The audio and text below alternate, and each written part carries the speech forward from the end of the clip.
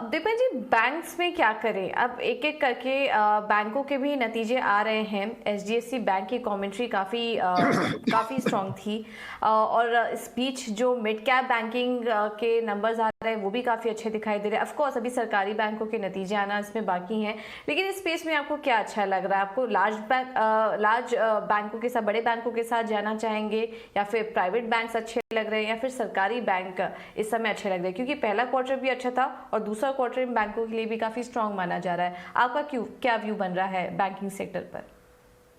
देखिए, हमारा व्यू बहुत ही पॉजिटिव है बैंक्स के लिए। और इतनी ज़्यादा चॉइसेस है बैंक्स में कि आप पिक एंड चूज कर सकते हैं depending upon your risk appetite, depending upon what stocks you own in your portfolio. As a general strategy मैं यही रेकमेंड करूंगा कि जो इंडिया की जो टॉप 4-5 प्राइवेट सेक्टर बैंक्स है, they should be part of your core holdings, and you should have at least 15-20% in these banks, the likes of HDFC, ICICI, Axis, Kotak. I think they are really on a very sound footing, और they seem to be entering a new growth phase. लेकिन trading करने के लिए या फिर थोड़ा exposure लेने के लिए you can certainly look at the tier 2 private sector banks. वहाँ पर preference with usual disclosure we and our clients are invested. IDFC First Bank is looking very interesting, as also is AU Small Finance Bank, I think. So one could look at some of the high growth tier 2 private sector banks. हमारा view public sector banks पर थोड़ा negative ही रहा है कई सालों से, कई मैंने more over several decades. But yes, I think I have to admit that next few years will be good for public sector banks also. और वहाँ पर अच्छी खासी ट्रेडिंग रैली भी शायद देखने को मिलेगी। But from a comfort point of view, we prefer to be with the private sector banks.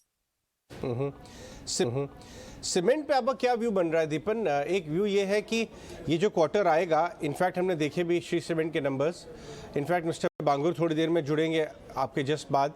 वो ये कि इस क्वार्टर में जितना बुरा आना है नंबर आ जाएगा, और यहाँ से सिक्वेंशियली सीमेंट स्टॉक्स बॉटम होके फिर बढ़ेंगे आगे, बिकॉज सिक्वेंशियली नंबर्स बहुत इंप्रूव होते चले जाएंगे। सीमेंट में आपको कुछ पसंद है खास तौर पे?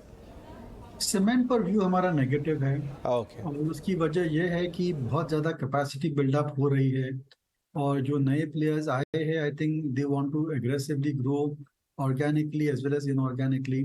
और जो प्राइसिंग डिसिप्लिन थी I think that may get vitiated, that may get spoiled.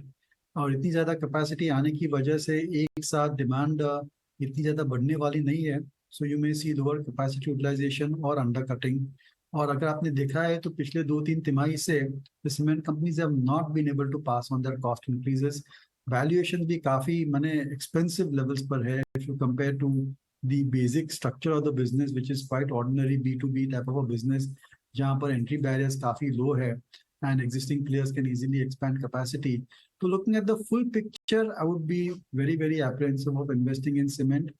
इतनी बढ़िया मार्केट है, कंजम्पशन इतना जोर से बढ़ रहा है, और केपेक्स साइकिल भी पिकअप हो रही है, इंफ्रास्ट्रक्चर भी पिकअप हो रहा है। तो investor is best of buying into all the metal and commodity consumers. तो मेटल्स भी अवॉइड कीजिए, सीमेंट अवॉइड कीजिए। I think go for the consuming companies. और the best way to play indirectly cement would be to buy real estate companies. You could look at infra companies like L&T, which are doing exceedingly well, sitting on a huge order book position.